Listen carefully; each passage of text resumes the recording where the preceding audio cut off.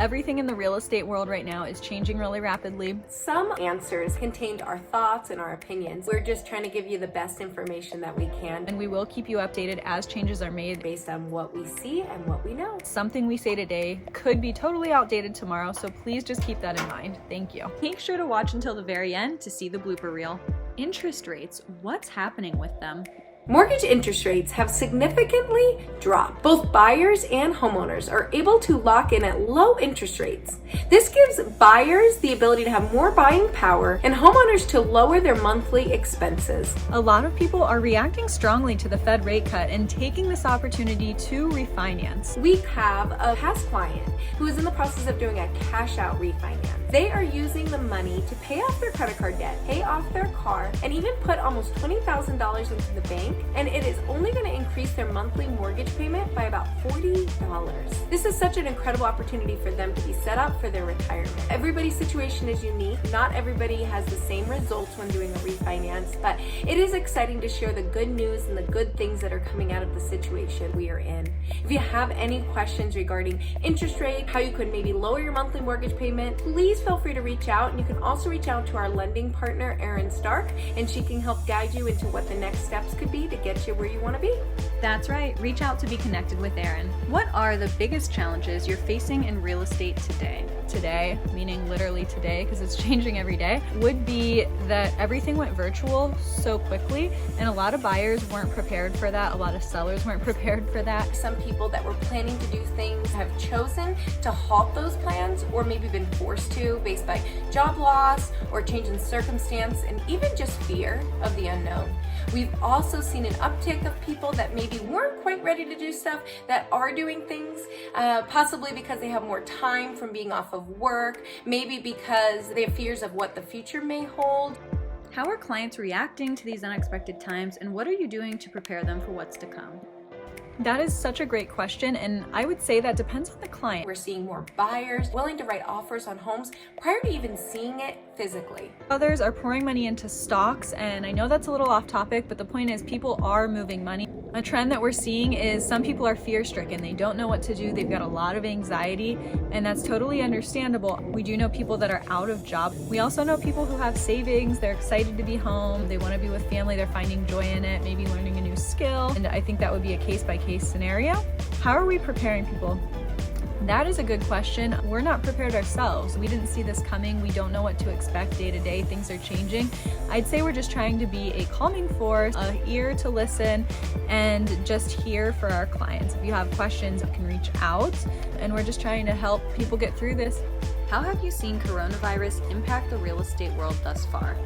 We as real estate agents have had to make many adjustments to ensure the safety of all our clients, ourselves, our families, and our coworkers. We are working together to ensure that we can still help those that need to buy and sell homes. We are definitely seeing people do what they can to ensure that they can move forward with the real estate transactions. We have seen an increase in inventory of homes on the market. We have not seen any sort of price adjustment as of this time. The low interest rates are definitely getting people out there and wanting to purchase a home. We're seeing just such low interest rates on both purchasing and refinancing. So we're definitely still seeing things happen. Definitely not the way we did business prior to all of this beginning. Do you see this turning into 2008 all over again with a lot of foreclosures to come? My dog decided to join us.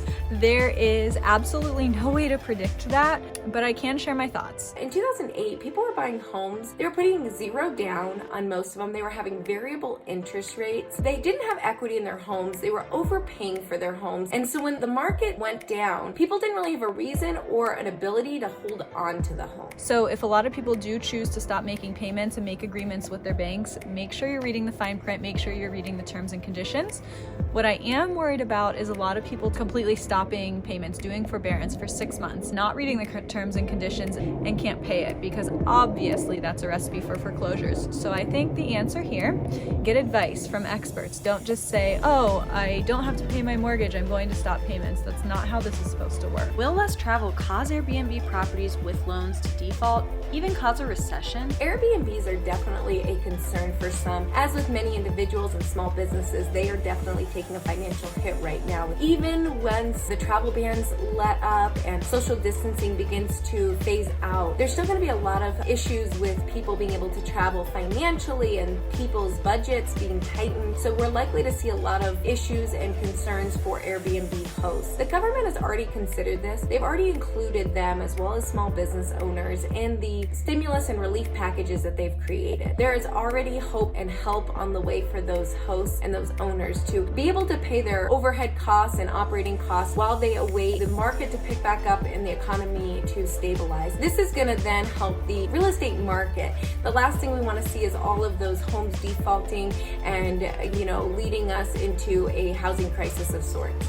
Another factor, people are asking, are we going to hit the recession? Regardless of whether you're an Airbnb or concerns of other people defaulting. Things are so different now. The big difference between now and 2008, investors for Airbnbs and just investors in general are having to put 20 to 25% down payments on homes. Regular individuals are definitely not getting zero down on most situations outside of down payment assistance. So most people have equity in their home. They're also investors of Airbnbs. They're not overpaid and making sure to get a home at about near or right at fair market value. So even if we were to see a slight decrease in pricing, it should not cause a housing crisis like we saw in 2008. Are properties falling out of contract? And if so, why? Because of this directly, yes, we're seeing properties fall out of contract, of course. When this all happened, I had 3 deals fall out pretty much immediately. We are seeing a lot of people unemployed or on furlough that were in escrow and unable to close. The job verification is now at the very, very, very end, and hopefully when things turn around, those buyers that can't move at this very moment will be able to. Are people still buying real estate? Absolutely. A buyer has a need or a desire to purchase a home and the financial ability to do so. There's really not much that's going to stop them. We are still seeing buyers out there, especially with the low interest rates and all the options available to keep them safe, out there looking, writing offers, and motivated to purchase a home. How are buyers and sellers still closing transactions? Very differently than just 1 month ago, I can tell you that. And in fact, I have my notes here because I don't want to miss anything. We've changed a lot. We're practicing and following all the CDC guidelines and still getting homes sold just a little differently. We are providing free 3D scans on all of our listings. These virtual walkthroughs that you may be seeing all over the place. This is something that we do on all our listings as a complimentary addition to any listing that we take. This allows a buyer to feel like they're walking through the home from the comfort of their couch. They can do it through their phone, through their computer, through any sort of technology, and it really makes them be able to see everything about the home, even as far as taking measurements of rooms. For occupied properties being shown, we are keeping hand sanitizer and gloves at the property. I'm sure shortly we will be asking people to cover their faces. We haven't gotten there yet, but I know it's coming. Also, we are practicing and requiring now social distancing on any of our listings and for buyers if we do have to meet in person. For buyers, we're suggesting not going to the home inspection. It can be hard not to follow the inspector around asking questions because this is a house you're buying. It's not like you're buying, something for $10. It's a big investment. So by not being at the inspection, the inspector has the opportunity to walk the house, make sure they don't miss anything. After the fact, they're available to answer questions, and that's in your best interest to not be there. Staying home is definitely the answer here. Hire an inspector you trust. We've also seen appraisals done by drive-by becoming more common. This is something I never thought we would see ever. Appraisals can be done just with the appraiser driving by the property, so they don't even have to get out of their car, and I'm sure a lot of them will be doing that now because they're nervous just like the buyers are, just like the sellers are. They don't want to spread germs. For the walkthrough right now, I do think it would be best to hire an inspector to do a reinspection. Who better to inspect it anyways? We do have a company available that does free re-inspections. I'm not sure if through all of this they'll still be doing that, but as of now we know somebody that can do that. These protocols just keep you out of the home, they keep you safe, and when you do have to meet in person, please practice social distancing. We're making that a requirement.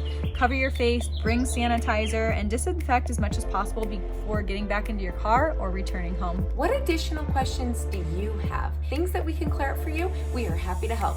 We can provide over-the-phone consultations free of charge. Make sure to click subscribe for continuous updates on this situation and all things real estate. Thanks for watching. For more information on COVID-19, visit www.cdc.gov. Real estate.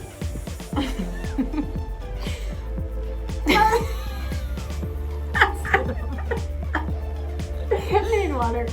Hold, please. Oh, no, don't stop it. Don't stop it. I was going to stop and start over. No. No. Well, we have to Because now. the first two were good. Oh, and then you cut it? Yeah.